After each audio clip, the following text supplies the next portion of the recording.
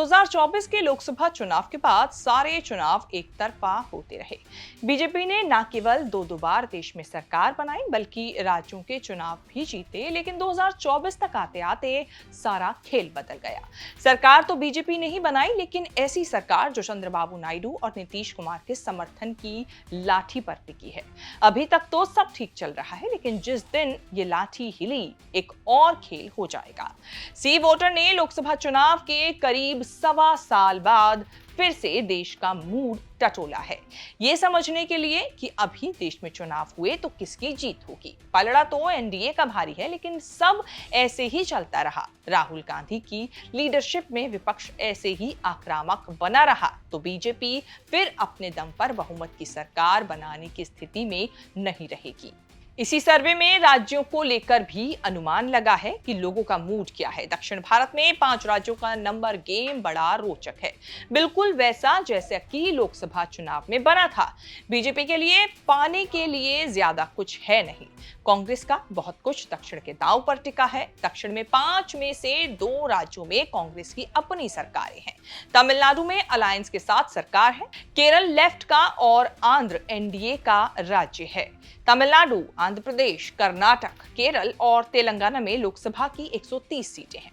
दक्षिण बीजेपी की कमजोर साइड है, जहां कर्नाटक के अलावा बीजेपी को कुछ बड़ा मिल नहीं पाता। बीजेपी की लंबे समय से चल रही कोशिशों के बाद भी मोदी की लहर से अछूते रहते हैं दक्षिण के राज्य। सी वोटर का अनुमान है कि अभी चुनाव हुए तो बीजेपी की किस्मत पलटने वाली नहीं है। कुछ स्थिति बेहतर हो सकती है। कांग्रेस के लिए दक्षिण से सबसे ज्यादा वोट आने की उम्मीद है। अगले साल जिस तमिलनाडु में विधानसभा चुनाव होने हैं, वहां अभी लोकसभा चुनाव हुए तो कांग्रेस टीएमके के साथ अलायंस में 39 में से 36 सीटें जीतने की स्थिति में होगी। 2024 के चुनाव से थोड़ा नुकसान होगा, क्योंकि तब अलायंस ने 39 में से 39 सीटें जीती थी। बीजेपी का खाता खुल सकता है। एआईएडीएमके का अलायंस टिका रहा तो अलायंस को 3 सीटें मिल सकती हैं।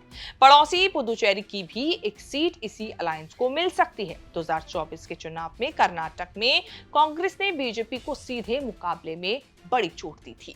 2019 में एक सीट पर सिमटने वाली कांग्रेस ने 9 सीटें जीत ली थी। अनुमान है कि कर्नाटक में बीजेपी वापसी करके 23 सीटें निकाल सकती है, जो बेस्ट ऑफ बीजेपी से कम रह सकता है।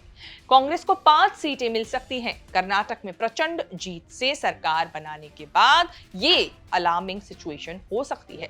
कांग्रेस के लिए केरल अभी भी मजबूत किला बना हुआ है।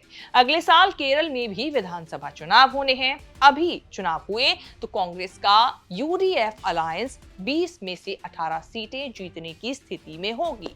बीजेपी ने बहुत जोर लगाया, फिर भी 2 से ज्यादा का अनुमान नहीं है। 2024 में पहली बार बीजेपी ने केरल में 1 सीट जीती थी, जो अब 2 हो सकती है। आंध्र प्रदेश कांग्रेस के लिए नाइटमेयर बना हुआ है। आंध्र विभाजन की सजा के तौर पर जनता ने जो 0 पर पहुंचाया, वो स्थिति बदल नहीं रही है। कांग्रेस अभी भी कोई सीट जीतने की स्थिति में नहीं है, लेकिन बीजेपी, टीडीपी और जेएसपी के साथ अलायंस में 5 सीटें निकालने की स्थिति में होगी। तमिलनाडु, केरल से कहीं बेहतर आंध्र में बीजेपी कर सकती है और 5 सीटें जीत सकती है। हालांकि एनडीए की सीटें 21 से बढ़कर 24 होने की उम्मीद है। कांग्रेस शासित एक और राज्य तेलंगाना में बीजेपी और बीआरएस को हराकर कांग्रेस ने विधानसभा चुनाव जीतकर सरकार बनाई थी। तेलंगाना में कांग्रेस और अच्छा करके 9 सीटें जीत सकती है।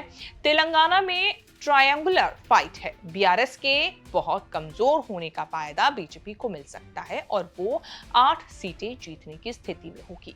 अगर ऐसा होता है तो तेलंगाना में बीजेपी तेजी से बीआरएस की जगह लेने की स्थिति में होगी। देश का मूड कहता है कि दक्षिण के 5 राज्यों की 130 सीटों में कांग्रेस और उसका अलायंस अपनी स्थिति बनाए रखने में कामयाब होंगे, लेकिन कहीं से कोई बड़ा एक्स्ट्रा गेन मिलने की उम्मीद नहीं होगी। बीजेपी के लिए अच्छा मैसेज ये है कि तमिलनाडु, केरल और आंध्र में बेहतर करेगी। एनडीए के दम पर इंडिया की बराबरी करने की स्थिति में होगी। शेष भारत की इस रिपोर्ट में इतना ही। इस रिपोर्ट को लेकर आपकी क्या राय है, हमें कमेंट करके जरूर बताएं और इस तरह की खबरें आगे भी देखने के लिए, देश विदेश से जुड़ी तमाम बड़ी खबरों के साथ अपडेट रहने के लिए आप देखते रहें न्यूज़ तक।